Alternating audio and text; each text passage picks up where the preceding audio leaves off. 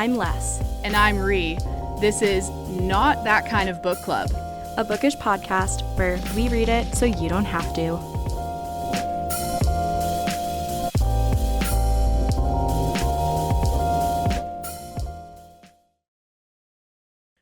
Hey, book friends. Hey, Les. Hey, Ree. How are ya? I mean, that's like a double-ended question. I'm good for the most part. Okay. What's not so good? Man, I'm just really tired. I had a tournament this weekend. Ooh, okay. At least I don't have to play soccer. I only have to be there to coach kids. But man, kids are a lot of work sometimes. As somebody who does not have children and is a cool auntie, yes, I can agree. Kids are a lot. I mean, I don't have kids either, but a soccer team is like essentially having 18 children that are ridiculous and say the most absurd things, especially boys. Ooh, yes. Teen boys. I have never had so many boys talk back to me than I did this weekend. Oh my goodness. They were just so tired because our game was at 7 a.m. and they had to be there at 6:15. Ooh. And it was against one of the hardest teams in the league. And oh my goodness, they were just pissed. Yeah, no doubt. That's such an early morning. Yeah, and then they started losing because we ended up going from 11v11 fields to 7v7 fields. So if you know anything about soccer, that goes from having a massive field to a quarter of that field. Holy smokes. They were so mad. No doubt. But I mean, I could also probably go on about soccer all day, so most likely, but we're here to talk about books. Let's talk about books. As much as the soccer team is your kids, businesses can be your kids, and we have Stef from Leather and Lace on today. Stef is, her business is the first romance-only bookstore in Saskatoon, and the really cool thing about it is it's all online. All online is nice and simple. It just fits right in your phone. Exactly. So Steph right now doesn't have an actual location. She's working outside of her house, but her house is a dream zone and it attracts a lot of money out of your pocket. It just suctions it out. But I love it. It's the best place to be. So we're super excited to be able to talk to Steph on the podcast today. Hey, Steph, how are you? Good, yourself? I'm doing pretty well, thank you. Thanks so much for coming on the show today. Yeah, no problem. Good. We're excited to have you. I'm really glad that you agreed. I know you're a busy gal, so we're pumped to talk to you. We'll kind of just dive in. We have a bunch of questions for you, and we'll kind of just build off that and go with the flow. Yeah, and I mean, I think before we start into stuff about your store, let's dive into your personal reads right now. So tell us what book you just finished, what book you're currently reading, and what book is up next on your TBR personally.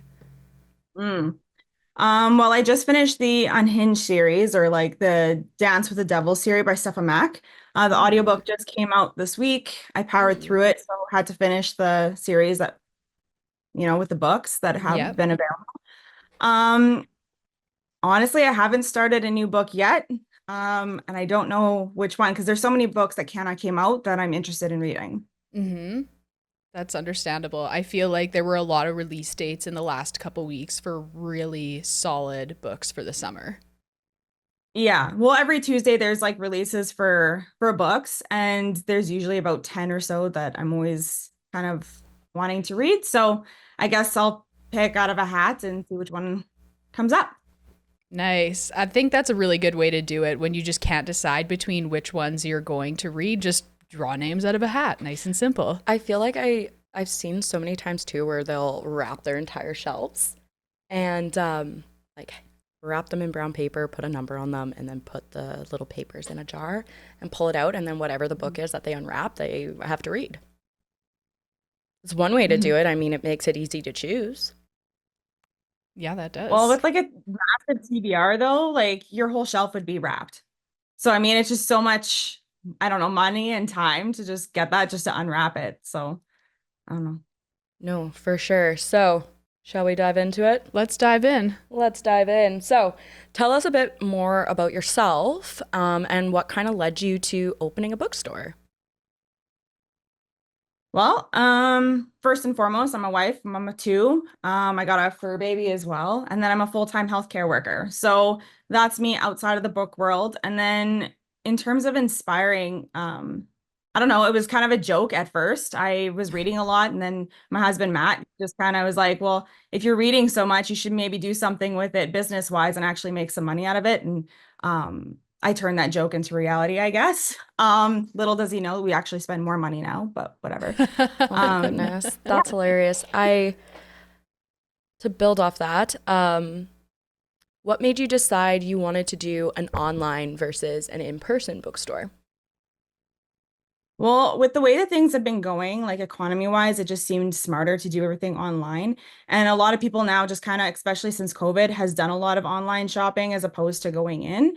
So that's why I did that. Plus, the cost is cheaper because there's no overhead really, because I do everything essentially out of my home. So it just seemed easier for that, especially with romance, because I feel like there was such a stigma back then, that's kind of eased up now, about just being embarrassed about certain romance books, especially since Indigo has it placed like right next to the kids section. So That's They true. totally do. I actually never thought of it like that. They do. It's right beside the kids It and like the baby is. clothes. I never thought about that and put it together before. Well, I mean, in a way, it kind of makes sense because like romance books, sometimes lead to babies, and now the baby stuff is right beside them. I don't know. Could be the unintentional. one-stop I don't shop. know. Oh my gosh, my brain, it just farted. Like, Did you just it's a brain fart, guys. That's totally okay. I mean, I really like the idea of your online bookstore because we're seeing so many brick and mortars in the last 5 years shut down, change. So the fact that you're online, it almost gives you a little bit more of a sense of permanence, Steph. Yeah, and I mean, there's so many brick and mortars, like you said, that shut down because they kind of like overdo. I don't want to say overdo, but it's like you have such big ideas, and those ideas are phenomenal, but you have to start small. And a lot of people just dive into something without thinking about that. And I think that that is also what makes having the online bookstore very unique and very cost effective in a way, too. I mean, other than probably you are tempted by books 24/7 because they are in your home. But I feel like it is like a pretty good way to do it, Mhm. right? Um, so when did you originally open? Like, what was kind of your open date? So I opened in June of 2023. So at the time, we were the first romance store in Saskatoon, and then there was another one that opened up in fall of that same year.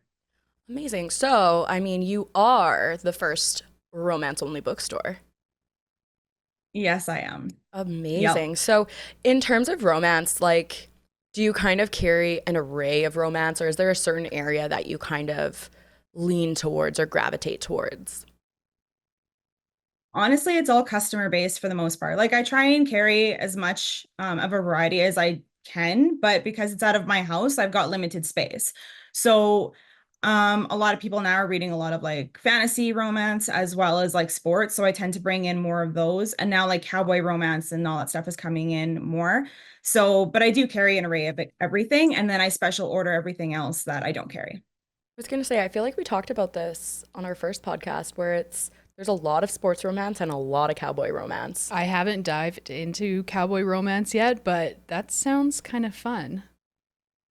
I mean, yeah, it's pretty cool. Very fun. I mean, I'm dating not a cowboy, I guess. I'm dating a farmer. So same, Kind right? of a cowboy. He's not a cowboy, but like he works with cows. So he technically is a cowboy. Just really loosely relating there. I like it. You know what? It's a stretch, but I'll take it. You know what? It works. So how did you come up with the name Leather and Lace? Um, Honestly, it was hard to figure out. Like it wasn't my first choice. But my original choice was actually kind of like co-owned by Playboy. So I didn't go with that because I Oh didn't my want to God. work or be related to that. Yeah. So then I came up with Leather and Lace because I carry a lot of dark romance. So I wanted something that appealed to like the more dainty side of romance as well as like the not so dainty side of romance. So I've got a little bit of leather, sorry, and I got a little bit of lace. I actually love that. Can we just go back Mhm. for 1 second? Was it Yeah. co-created or co? owned by Playboy? Yeah, so like the name was trademarked, and it actually was owned by Playboy, and I didn't want to be affiliated or work with because I mean it could have come and bit me like in the ass a little bit Yeah. about that, so I changed it. But yeah, it wasn't originally my first choice. But you know what? Leather and lace rolls off the tongue really well. I It really really do love does. it. Yeah. Yeah. Amazing. Let me turn to my nifty list of questions because my brain would never remember these things. So, like you kind of alluded to this, if somebody's looking for a title that you don't carry, are they able to request it or have you look and see if you can order it in? Yeah, so a lot of them like they can just message me either on Instagram or send me an email through the website, and then I will see if I can find it from one of my distributors, and then I bring that in. If it's something that's been a special ordered or requested a couple of times, I'll try and bring in more than one copy just to have it on hand. But a lot of the special order requests are more for dark romance, that's indie published, so something that's not easily attainable for Mm-hmm. stock. Amazing. In terms of I ordering custom books, how has it kind of changed now that like the tariffs and changes in pricing with the US? Are you looking at trying to carry more Canadian authors, or are you still trying to find ways to kind of get those books in without increasing your costs dramatically? Yeah, like I carry a lot of like Canadian authors now. The problem is that I don't want to like kind of like discriminate or I don't know, punish I guess the authors that aren't Canadian by not carrying their books. Totally. So I do pay a little bit more for them to come in, but I try and keep them as cost effective as possible. Um yeah, I mean, unfortunately that's something that's out of my hands, but I work with it. But you know what? That's a very Canadian response of you that you don't want to discriminate against the US, but I'm not going to discriminate against the US, but I do want to pose the how many Canadian authors does the US cover or bring in? Mhm. I mean, I know Yeah. that Bailey Hannah had a book kind of just come out and she had changed the Mhm. covers and looking for the original covers because of course my first two books are original cover and I don't want to have to Yeah. replace them.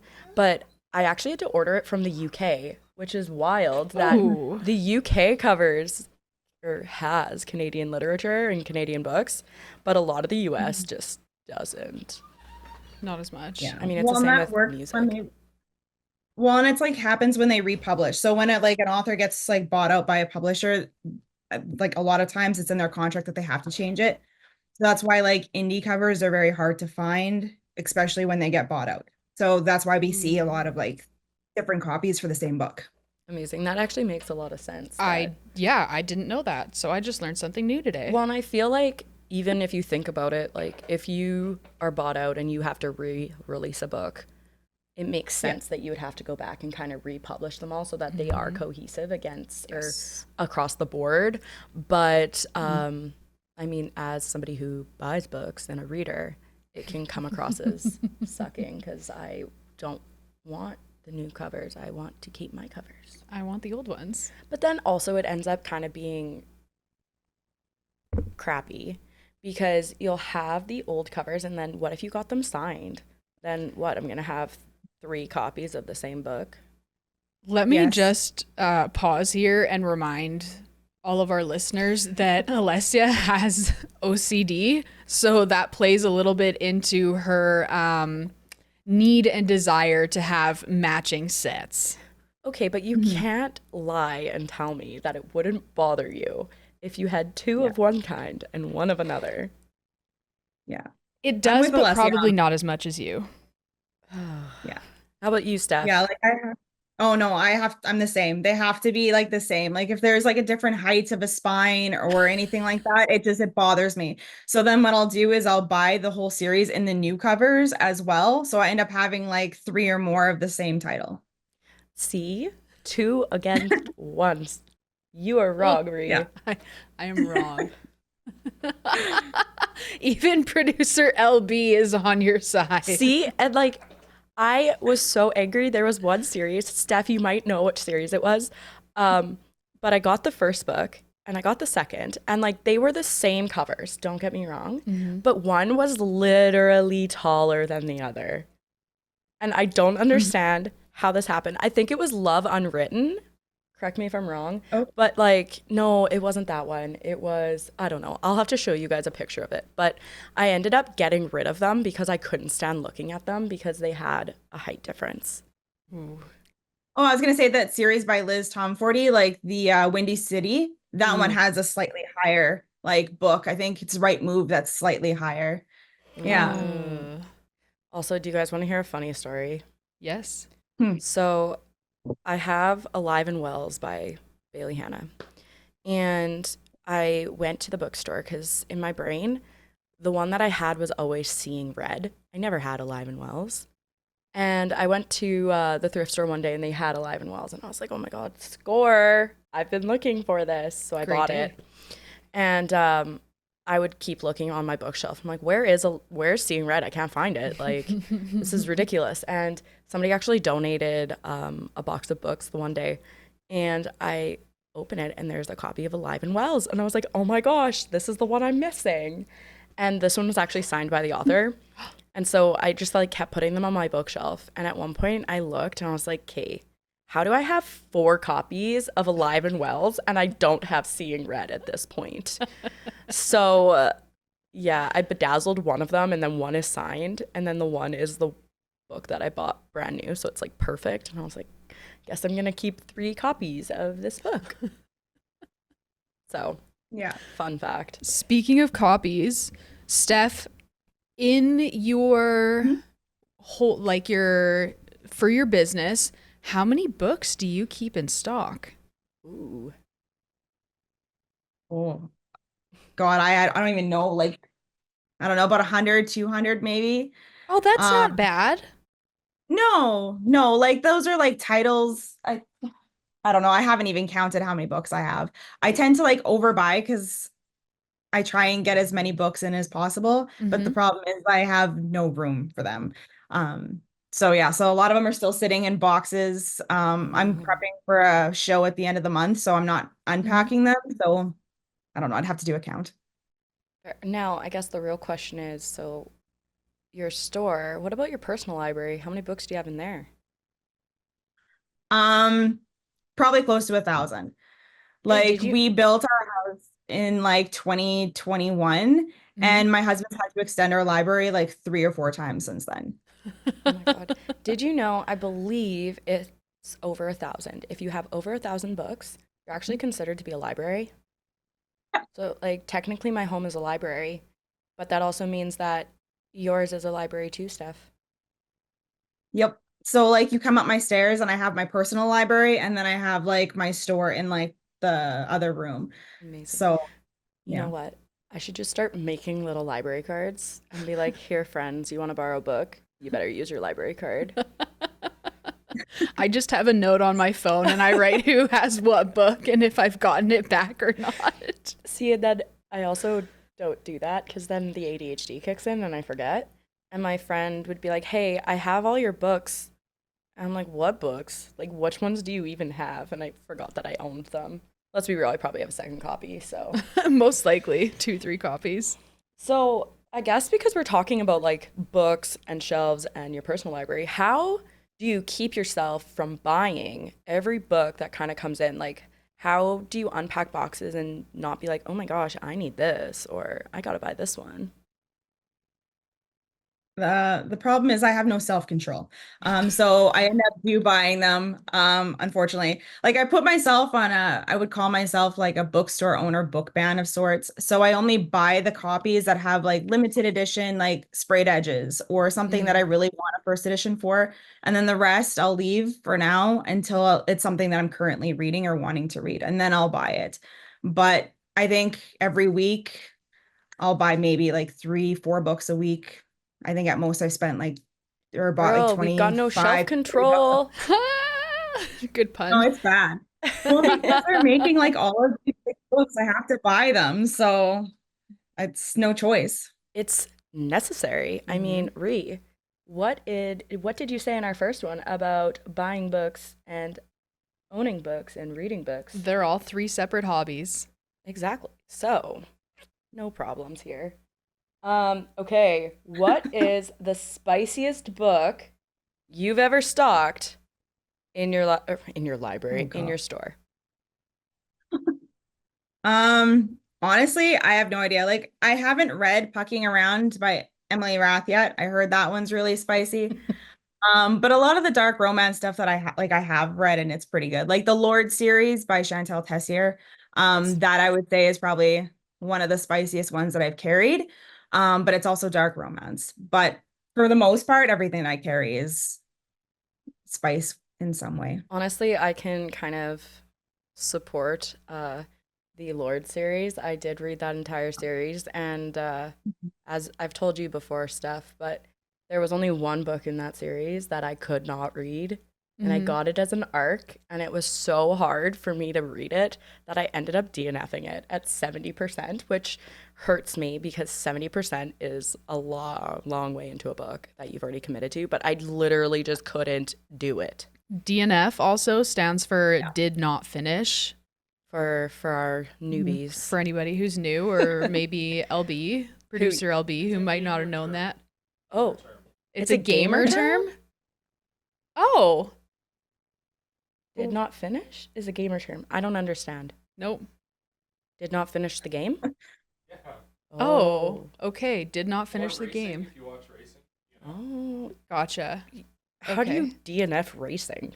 You just crash Oh.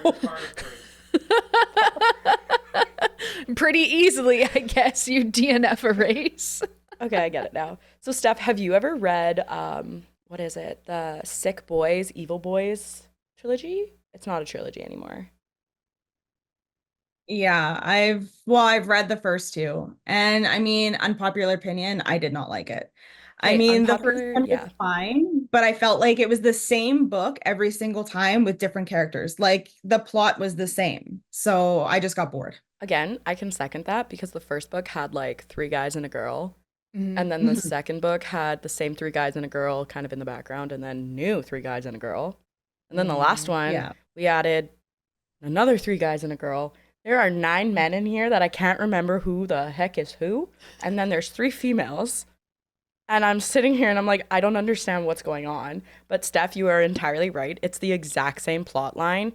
It's just different sections of the school. They're like clubs or Yeah. gangs or And they're whatever. different cliques. Yeah, and they all hate each other, but then at the end they're all like best friends somehow. I don't know, guys. It was a book. Well, clearly it was a Yeah. book. It was just one It of was a those book. It was just one of those books that you finish and you're like, "Okay, well, I don't need to read these again."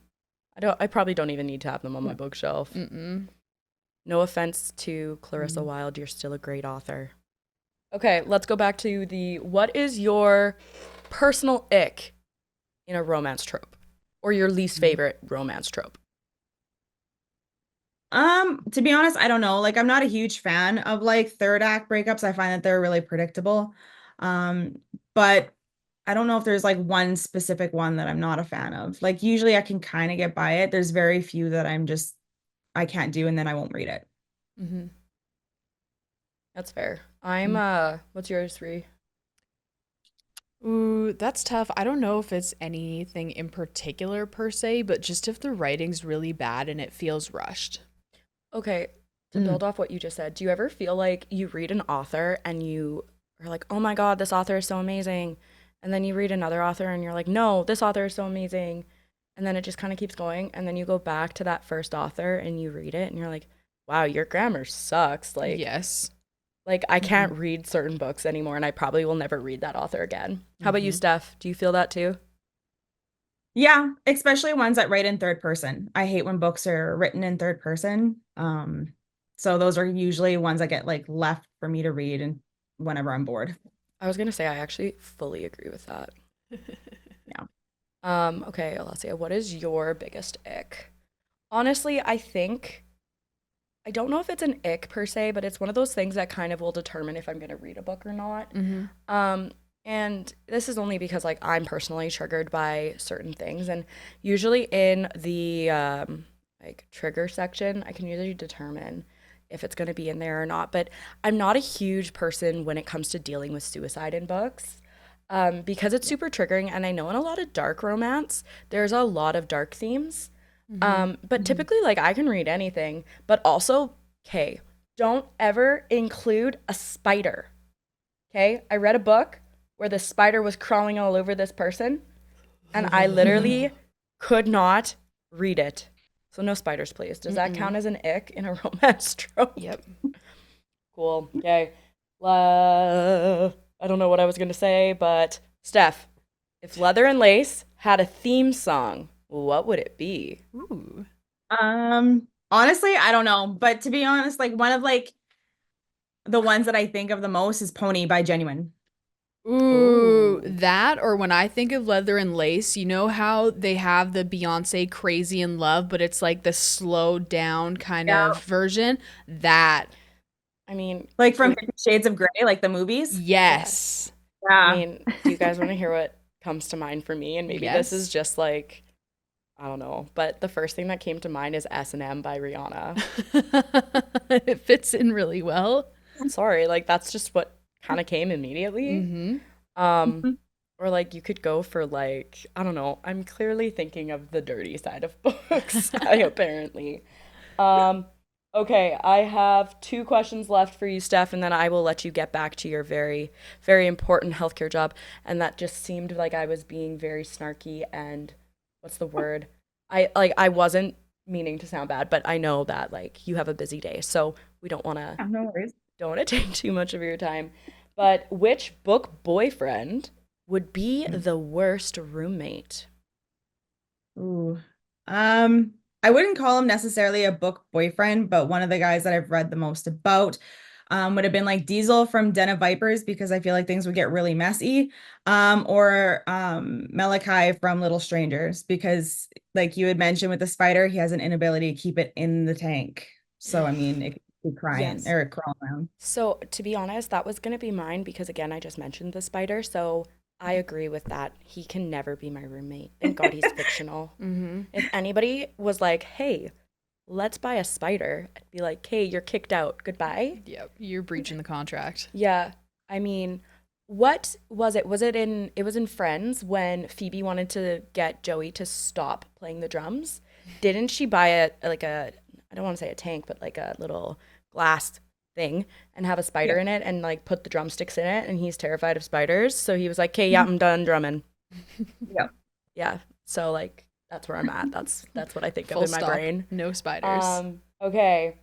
Last but not least, have you ever accidentally kept a book for yourself and pretended it was damaged inventory? Honestly, no. That's fine. Like I'm very like particular with like my books. So if it's like an author like or a book that I absolutely want, it has to be pristine. Like so typically I'll like donate them to people or I'll do like a draw and be like, there you go, that's kind of your book. But very rarely would I actually keep it for myself. Okay, that's fair. That's very honest of you. Very, very much appreciate it. You're a good person, in case no one's told you yet Oh, today.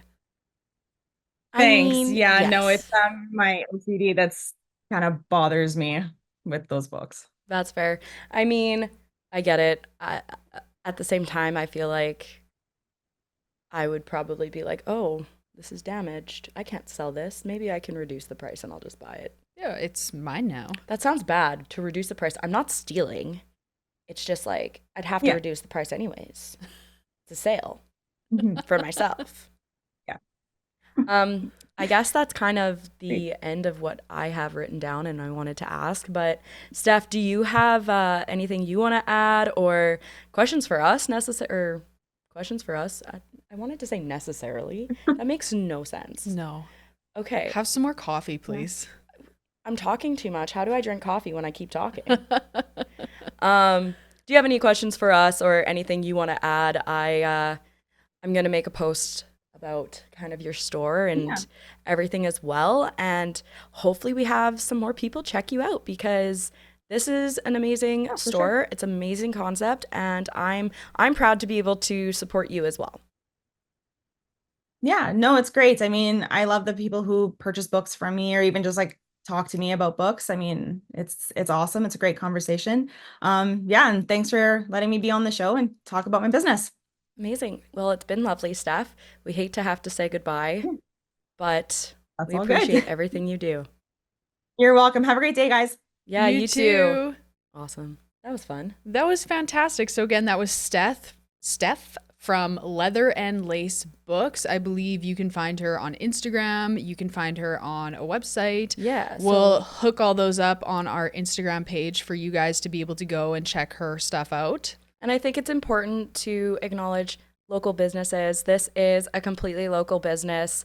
I kind of was there when she first started, and it has grown significantly, and the community of people who are supporting her are absolutely lovely humans. So yeah, we'll post everything there. If you're interested, you can actually purchase all the books on her website. If you are an indie author or anybody who is trying to find people to kind of get your books out in the world, contact Stef. She is a very big believer of Canadian authors and indie books. So you never know. Amazing. Well, I think that just about... Okay, but I want to ask you one thing. Ooh, yeah. I want to ask one thing, and then we can say goodbye. What is your biggest red flag or green flag about a bookstore or a book? Okay.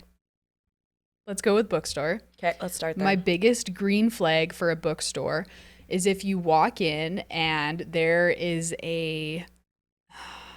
This is so stereotypical, but there is an older gentleman who's kind of grumbly, and he's like your typical kind of like just doesn't really want to help, doesn't really want to be involved, but secretly loves books and loves what he does. That's a green flag for a store for me, is if you have that employee who's just kind of like, think of almost like a dragon collecting treasures.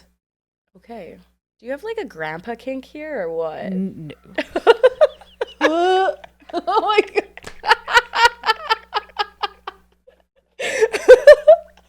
Sorry, I think I'm funny, okay? I think you're funny too, but no, I don't.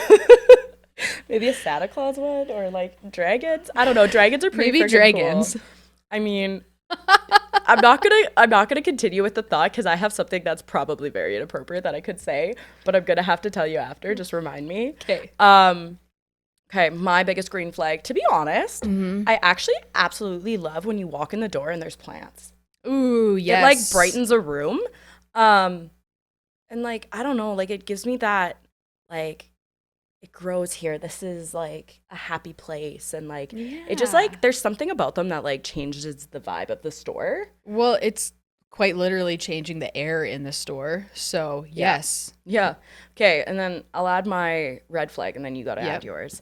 So backstory, I had this professor in, in university that I remember going to his office one time. I walked in and he had books and boxes just stacked up to the roof. And you go in and you're like, oh my God, like I'm going to get crushed by books. And I just remember telling my one friend that, you know what, one day he's just going to disappear and he's going to have all of his books have fallen on him and nobody's going to find him because all the books have collapsed. Very wrong, very, very rude of me to say, but seriously, that's kind of where this is going. But if you go into a store that, like, I'm all for having books floor to ceiling, but when you go into a store that, like, books are just everywhere, it's a disaster. You can't really find anything, nothing's sorted. Sometimes those are, like, more so used stores rather than new stores. But if I walk in and I get this overarching, like, I have OCD. So, like, if I go in there and I'm just overwhelmed and I can't be in there, I usually leave. Yep. I feel similarly with red flags, where if it's too much in there and you can't make sense of things, it can be very overwhelming. If I have enough time to sit and dig through, it's a bit of a different story, but you have to be in the mood to want to do that. It's not every day that you walk into a store and you're like, yeah, I'm going to spend like 2 hours here trying to find the books that I want. No, some days I just want to wham, bam, get in, get out. Well, and I think, too, it depends who you go with, because I'll go with my sister and she'll be like, bless ya, like, we've been here for 20 minutes. Like, can we go? And I'm like, are you kidding me? Time to get out of here. Are you joking? Like, I haven't even read the titles of one bookshelf. No. Okay, I'm glad we're kind of on par with this, and I'm glad there's no grandpa kinks here. That's awesome. But also no kink shaming. So if that is your thing, like, good for you. I'm super happy for you. You could maybe have a sugar grandpa instead of a sugar daddy. Ooh. You never know. You could. Guys. But that's that's going to be our episode. We're kind of running out of time here, and you know us, we could talk for hours. Of course. But yeah, I mean, you know that this is not that kind of book club. We talk about pretty much anything that comes to mind. But this is an exciting episode. This is a fantastic episode. We had our first guest. Yeah. Which is super great. We're going to keep bringing guests. I think it's exciting. Yeah, it is very exciting. I'm excited. You're excited. Yeah. I think the people are excited. Well, and I think LB's excited. He's got some laughs in today. I know. I think it's been awesome. And realistically, I like the fact that this episode, we're not necessarily talking about our book club pick. It was kind of a little bit of a different vibe. Yep. And then our next episode, guys, we are actually diving into our book club pick. We're going to be talking about our lovely Just for the Summer by Abby Jimenez. Yeah. And we're really excited to be able to do that with you. Thanks so much for tuning in again. It's Not That Kind of Book Club, a bookish podcast where we read it so you don't have to. See you guys later or next time.